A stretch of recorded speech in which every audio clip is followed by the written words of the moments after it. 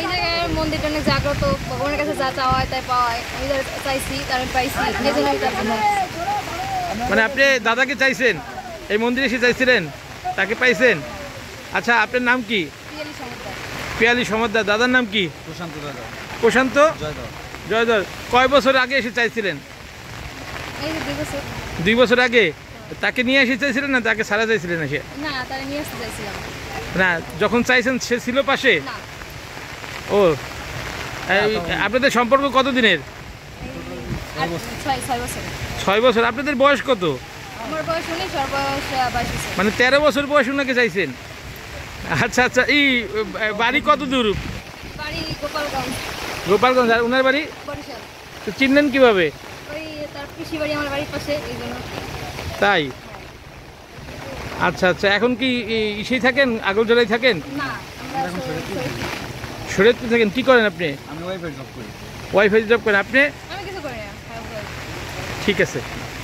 হ্যাঁ, ঝড় বৃষ্টি আসছি, কারণ প্রতি বছরই আসি আমরা এই মেলাটায়। আর আপনার যেখানেই থাকি, ঝড় বৃষ্টি যাই হোক না তো এই মেলায় আমরা আসি। তো এবছর আর কি খুব অন্যরকম দেখতে পাচ্ছেন যে কি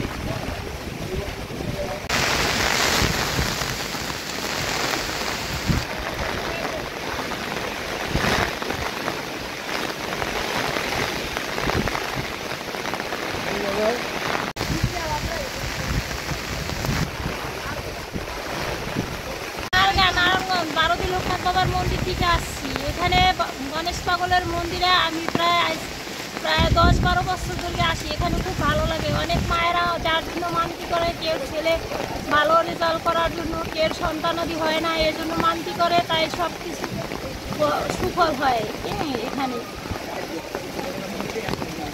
হ্যাঁ, আমরা পাগলের মেলায় আসি আনন্দ পাই কিংবা ভালো পাই। মানে পাগলের কাছে আসি, যেটা মনের আশা করে তার মনের আশা পূরণ হয়, তার জন্য ঝড় বৃষ্টি বাধা মানি না, আমরা চলে আসি। তাই সুন্দরভাবে আমরা পাগলের কাছে এসে এখন বাড়ি যাব। এখন একটা সমস্যায় ঝড় বৃষ্টির জন্য, তাই ছাড়া কোনো সমস্যা নাই।